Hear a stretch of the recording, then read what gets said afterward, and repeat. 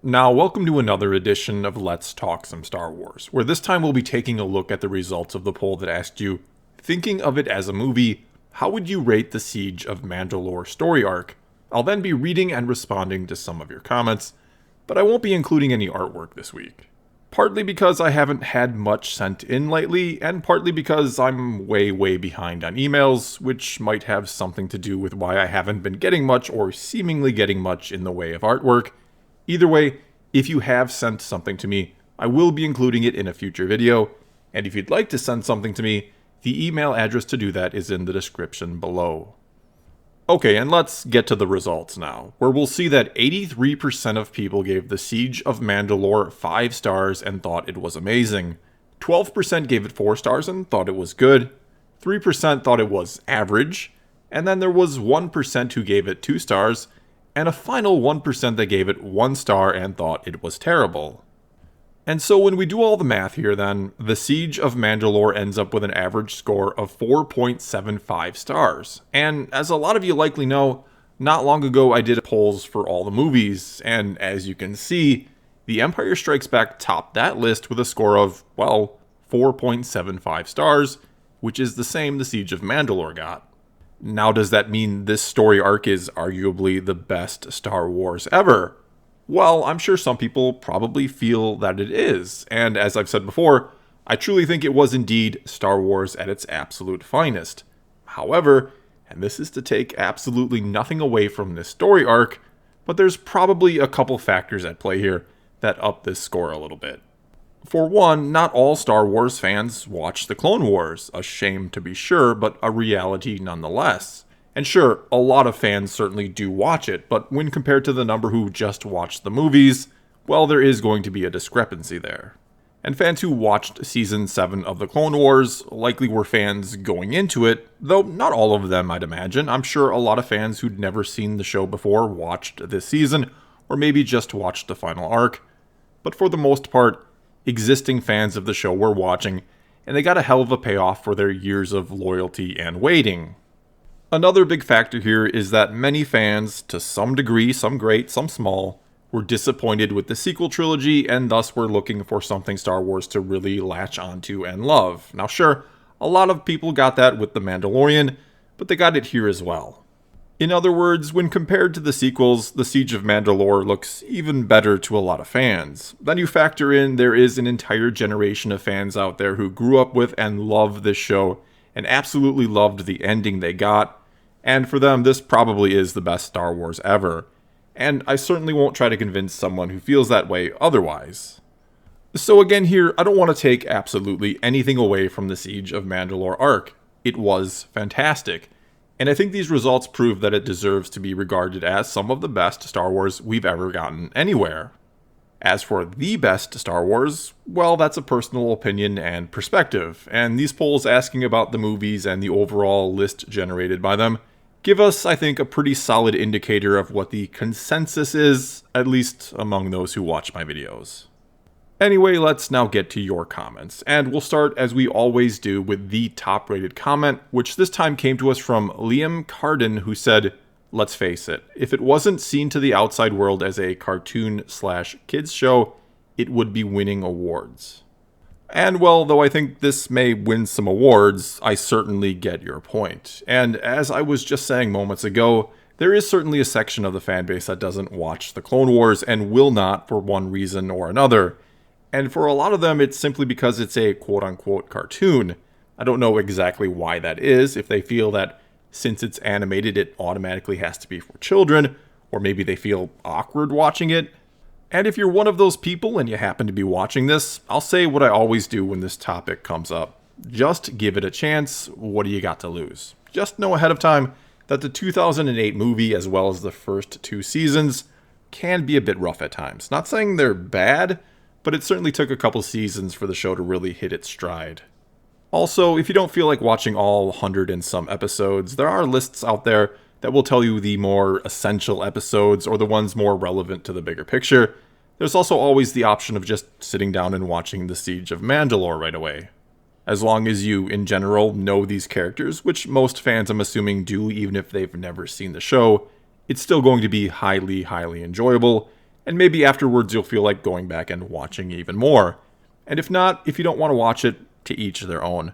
But you do owe it to yourself as a Star Wars fan, I think, to at least give it a try, or maybe another try if you watched the original movie in 2008, or some of the early episodes, and really just didn't like it.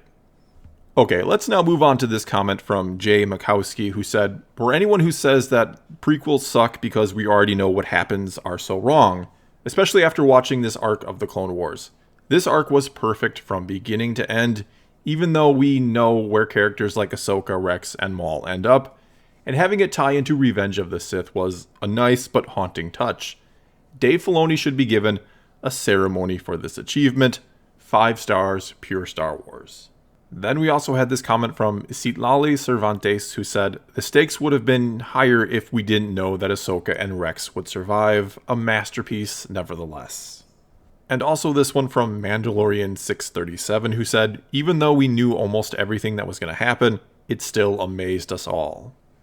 And there was another comment, and forgive me, but I can't seem to find it at the moment, but they said something along the lines of this would have been even better, or there would have been more tension, if not for Rebels basically letting us know all 3 of the main characters in this final arc, those being Maul, Ahsoka, and Rex, were going to live. And though I won't disagree with that, there would have been more tension if we didn't know ahead of time who lived and who died. One of the amazing feats of this arc was still telling an incredible, captivating story, despite knowing all that ahead of time. But sometimes the best stories are the ones where you do indeed know the ending going into it, and you absolutely dread what it's going to be, and you illogically hope beyond hope that somehow it'll go differently. And this was really one of those times, because we knew the war was ending, we knew Order 66 was going to happen, we know all these things, yet we can't help but watch and get caught up in it because of how it impacted these characters we care about. Which is the secret, or not really secret, everyone who writes should know this, but maybe I should say it's the key to any great story, making us care about the characters, even if we know exactly where they're going to end up, making us go on the journey with them through the highs and the lows, and sometimes to the terrible or tragic ending that awaits them. And Dave Filoni, the voice actors, the animators, Kevin Kiner, who does the music, and everyone else who was part of this pulled that off amazingly well, and they do deserve a ceremony, as someone mentioned earlier. Alright, let's now move on to this comment from Lone Battle Droid, who said, "Everyone keeps saying that Mandalorian is proof that the fandom has a spark. The Clone Wars proves the fandom still has a fiery passion." Absolutely, and I know this will ruffle some feathers, but I think The Mandalorian and Season 7 of the Clone Wars, both of which have seen overwhelming love and support from the fans, are proof that there's nothing wrong with the Star Wars fandom, only with the quality of the content they were giving us, and mainly I'm talking about the sequel trilogy. And look, I'll say it for the millionth time probably, it's absolutely fine if you love the sequels with a passion, if you want to talk about them and enjoy them, or whatever else it might be. The same way it's absolutely fine if you hate them with a passion, and you want to talk about them and tear them apart, or whatever else. Doing either one shows how much you care about Star Wars, as much as some want to argue that negativity or toxicity is destroying the fandom, or want to say you're somehow not a fan if you don't love all of Star Wars. But the thing is, and this is a good thing, people are always going to fight for what they passionately believe to be right. And those who are more negative certainly don't see themselves that way, they see themselves as doing what they must. Just look at the political divide in the United States, for example, and I don't really want to go too far down this rabbit hole, but those who hate Trump, for example, and take every opportunity to attack him, well, they don't see themselves as being negative or toxic, they see themselves as heroic, actually, like they're trying to save the country. The other side, of course, doesn't see them that way. They see them as the ones being negative or trying to destroy or divide the country. They see them much in the same light that those who defend the sequels see those who hate the sequels. Yet those on both sides, I think, just want to see what's best for the country or the fandom. Only problem is that, a lot of the time, they disagree on what that is. Thankfully, in the Star Wars fandom, animosity is a little less deep-rooted, and when something good comes along, we can put aside our differences and agree that, yes, The Mandalorian, the Siege of Mandalore story arc, and hopefully some future projects are fantastic.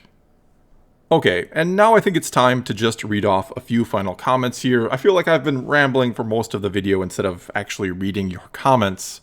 Anyway, let's start that off with this one from Anna Grove, who said, "The whole thing was a truly cinematic experience. The Clone Wars was my childhood, and to see it go out like this brought tears to my eyes. This finale is something that should be experienced in a theater, surrounded by other fans that are there because of their passion and love for this historic show." Then we have this comment from Milo Fetpants, who said, "I don't like the prequels, but I accept that some do. Clone Wars, however, is a different story. I even got my dad, a firm prequel hater, to see it as some of the best Star Wars out there." Next up, this comment from Old A Doggy, who said, 5 stars. "The animation, the story, and the characters all fit perfectly into this arc, and that fight scene was absolutely beautiful. And the ending fit perfectly into the whole story. Overall, this is probably the best arc in the Clone Wars, and some of the best Star Wars we've ever had." Then we have this comment from Ribato Studios, who said, "The Siege of Mandalore is peak Star Wars content. I've seen the argument of, oh, it doesn't hit as hard because we know what happens, and I call Bantha poodoo on that. I was personally pretty sucked into the ride to the point where I seriously thought they would retcon both Ahsoka and Rex living and kill off Rex. I thought he would make some sort of sacrifice play. The emotion is all there from Anakin and Ahsoka's bittersweet reunion to the final shot of Vader. And no, I don't think Vader was remorseful at all. The moment he disengaged the saber, he ceased being Anakin Skywalker. That man was as dead as the Jedi Vader murdered in the temple. Overall, it's a stunning arc, right up there with Mortis and Umbara." We then had this comment from Reagan Justice, who said, "I wouldn't say it was the best arc because A, Umbara is the greatest and nothing will change that.